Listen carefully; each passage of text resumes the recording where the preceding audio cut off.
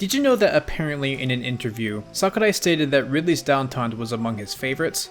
Yeah, the one where he just sorta stands. Well, okay, whether or not this is his favorite wasn't really said, but it was the one he decided to mention when asked what his favorite was. Which I find really funny because I kind of agree. Isn't this taunt just awesome? Anyhow, hey y'all, happy 2023. I decided to just start things off easy with another trivia video, the series where I go to Smash Wiki pages and talk about things from the trivia section that I thought y'all might be interested in. Today's video will start with Ridley and end with Incineroar, capping off the non-DLC Smash Ultimate newcomers. Also, I completely neglected the Miis because they're in a weird spot on the roster. They should have been between Greninja and Palutena, but I'll just do them today. I figure it makes more sense doing them now before DLC, rather than saving them for the end of the series. But first, before we get into our trivia today, I'd like to thank our first sponsor of the year, Raid Shadow Legends. There's a reason why you hear about this game so often. It's a free-to-play game available on both mobile and PC, with millions of players to experience it with. And it makes sense why, since it has a little bit of something for everyone. Be it the deep and expansive lore, seeing you explore the realm of Teleria with nearly 700 unique champions, or the non-stop action with tons of bosses and high-stake PvP fights. Not to mention the depth in the game's mechanics that make the mastery feel so satisfying, customizing builds with the best artifacts and learning about the game's many inner workings, and then using that mastery to play alongside or against any of those millions of players online.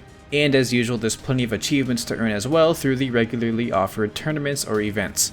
And to kick off the new year, there's a fresh raid update with loads of new features, like a new season of the Forge Pass for all your artificers, and the Plarium Points program where you can earn in-game goodies, including a legendary champion, and more. And in preparation for Raid's 4th anniversary later this year, there's going to be a huge Titan event which will last several weeks and will see you earning anniversary points by completing special themed events. And even on top of that, MMA and pro wrestling megastar Ronda Rousey has crashed her way into the world of Raid as well. And you can get her simply by opening the game before February 20th. You can even use the promo code RAIDRONDA to get a bunch of useful in-game items and help level her up. Just use the promo code and all of the goodies will be sent straight to your inbox. So with all that exciting content available, new players can use my link or scan the QR code right here and get a free starter pack with this gnarly in-game loot. The Raid Shadow Legends content is basically never ending, so you have a lot to look forward to. And thank you once again, Raid, for sponsoring today's video. Anyways, as a refresher, when a character either gets a final smash, or parries a move, their eyes will turn yellow for the effect's duration, assuming that their pupils are visible in the first place, of course. Though even for when Game & Watch changes his appearance to have eyes, they still can't really glow yellow. Also, for Samus, her visor will change to yellow for these effects, which I found pretty interesting. And I'm sure there's other weird examples you can bring up. Though for the alts where the visor is already yellow, there's no noticeable change. Well, in a similar manner, because Ridley has a bad case of alien jaundice, he's the only character with visible pupils where these effects don't end up changing his eyes at all for any of his alts. Now, the more astute of you, or anyone who's heard this topic before, would know that Meta Knight also has jaundice. However, for his pupils under this effect, they actually turn red instead of yellow. Which makes you wonder why they wouldn't do the same thing for Ridley, right? I mean, Ridley with red eyes would be pretty cool after all. Also, of course, there are Meta Knight alts with red eyes, right? In these cases, the eyes don't turn yellow or anything, but rather the red that they normally turn into still has a different enough pattern from the normal case, with orange irises and stuff. So it's different enough. Speaking of meta, for Meta Ridley specifically, his right wing isn't actually fully attached to his model. And I could probably make a political joke there, but I think I'll refrain. You can see how it's fully modeled in the back, but doesn't completely attach to his body, leaving this gap here. This is not present for the normal Ridley alts. I haven't been seeing a lot of model inconsistency facts lately, so I figured I'd bring this up, but I did find a lot for the group of characters in this video, so I'll be ignoring the ones following this, because I know not a ton of people are super interested in that type of fact. Next, as mentioned how for Ridley, there's actually code in his character for a gliding mechanic, which has obviously gone unused. Interestingly, this code is the same that's used for Charizard's glide back in Brawl, which he still has in his present day code, also unused.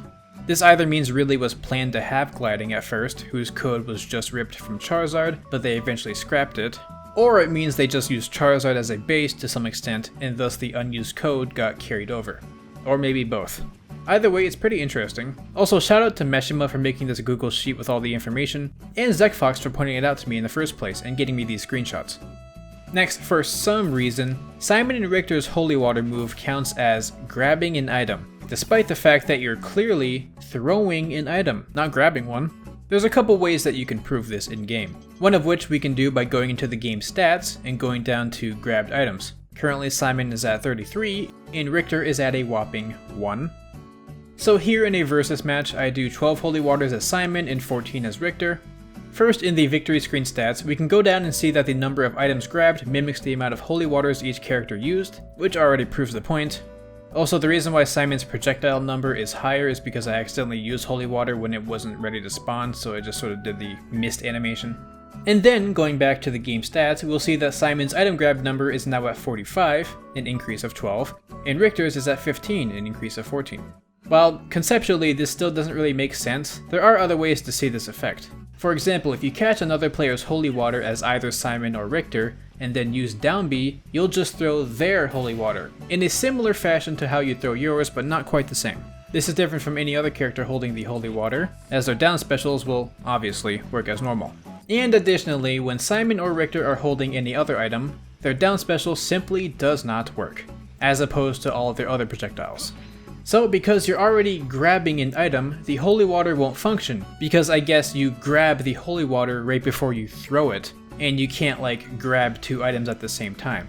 Also, just out of curiosity, I did a few other tests. Normally when you throw someone else's Holy Water, it'll be as powerful as it normally is.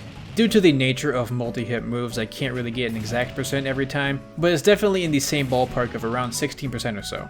And the only real difference between using it with down special and just normally throwing it is just how far the projectile goes, as the damage of the bottle hitbox itself seems to be the same, and as far as I can tell the fire is as well.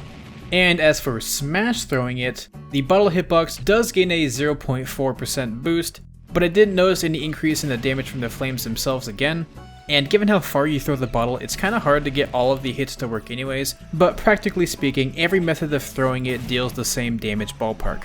But when Richter gets equipped with a powerful spirit, even though his Holy Water should do ludicrous amounts of damage, when it is picked up by Simon, who has no spirits, the damage it does is pitifully small.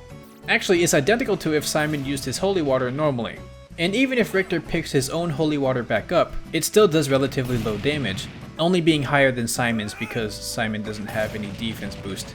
What this tells me is that, for the initial throw, the Holy Water will look at the attack stat of the owner, but after that point, once it becomes an item, the attack stat gets sort of reset to a base value and doesn't go back up.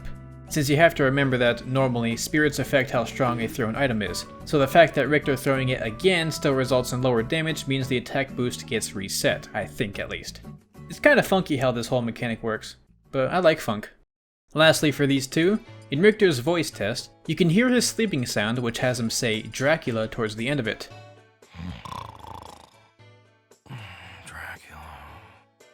This makes him, as far as I can tell, the only character to speak while sleeping. Well, hypothetically, at least. In practice, the voice clip is glitched, and gets cut off and looped before the whole thing plays, so we only ever practically hear snoring.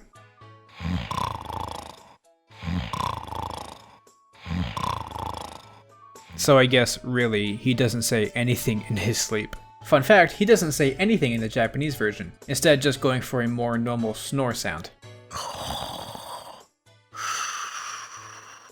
And just like before, the soundbite gets cut off before the proper loop, only hearing these snores inhale and not exhale.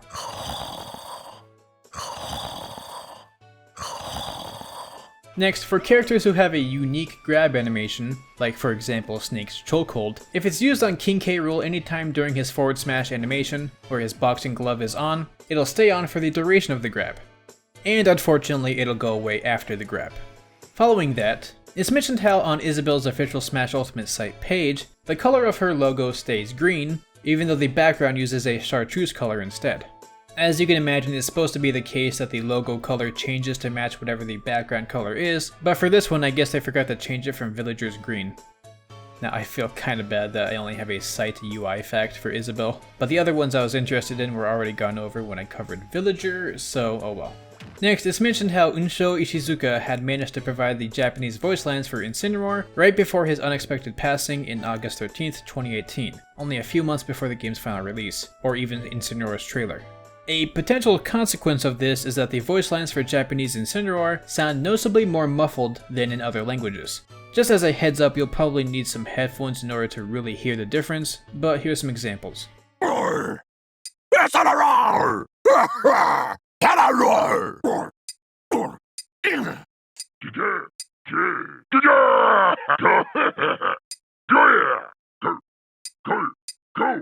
I'm not sure if this is the case, but it's possible that they weren't able to get any of the lines re-recorded at higher quality, or however that works, due to his unexpected passing, and thus they were forced to use the original files. Either way, rest in peace Unsho Ishizuka.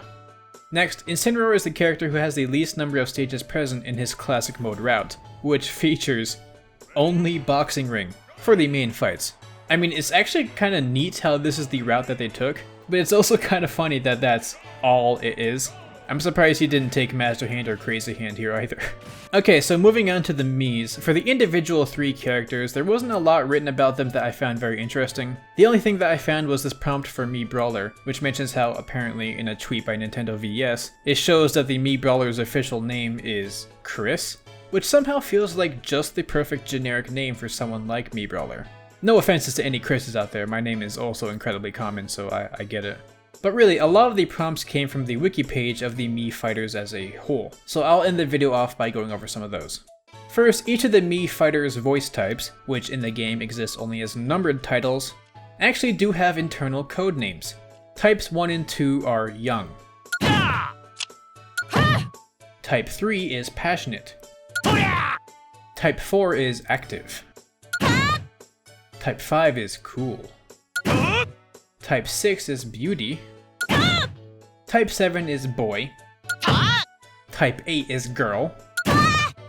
Type 9 is rough. Types 10 and 11 are warrior. And type 12 is gloomy. Be sure to let me know what your favorite voice type is. I couldn't help but feel like beauty sounded a lot like Ness. And girl kind of sounded a little bit like Kirby sometimes? I don't know, I think my preference for my masterpiece Mii here would be the low-pitched gloomy sound. Also, the Mii Fighters are the only characters who don't get a close-up of their eyes or face when they activate their final smash. Obvious reason being that, due to them being customizable, they couldn't really prepare an asset that matched their appearance, I assume. I always thought that there was something missing with these final smashes. They always felt emptier than the others. Yet somehow I didn't catch on to that, so that's cool. And in testing this, remember how earlier in the video I mentioned how by parrying or having a final smash at the ready, a character's eyes will become yellow? Well, this actually does include the Miis, assuming that their eyes are even visible in the first place. Given how extremely diverse a Mii can be, I'm honestly impressed that this is even a thing. They had to have somehow connected the effect specifically to whatever the Mii's eyes are coded as. But while that's impressive, it also means for some of the more unique Mii appearances, getting the effect may show the one's hidden eyes change color, which is actually kind of hysterical.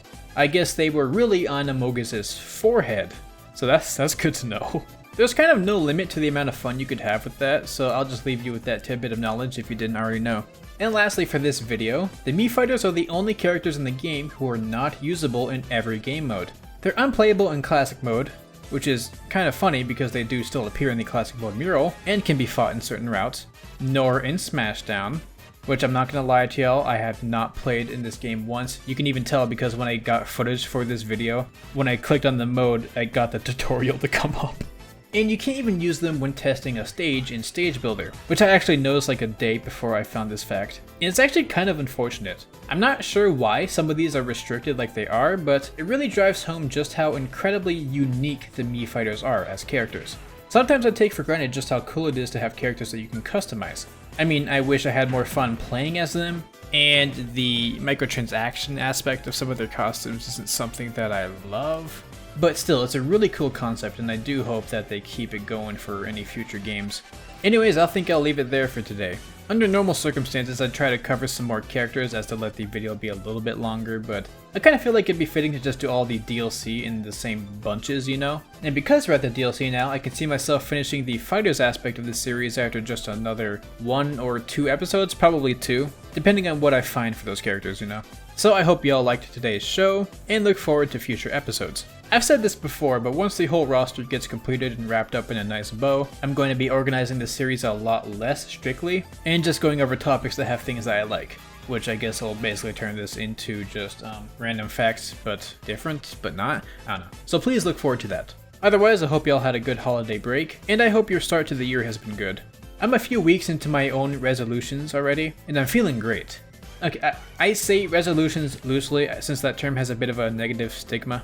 In reality, it's just me going back to my old habits from before the holiday season, and then just adding a few other good habits in there for good measure. So let me know any big plans or changes y'all have in mind for 2023, otherwise I think I'll wrap things up there. Though not before thanking my gorgeous patrons Dino, Raighne, Skully, Sylvan700, Burbo, SickanDaDank, and everyone else for their massive support. Stay casual, and I'll see y'all later.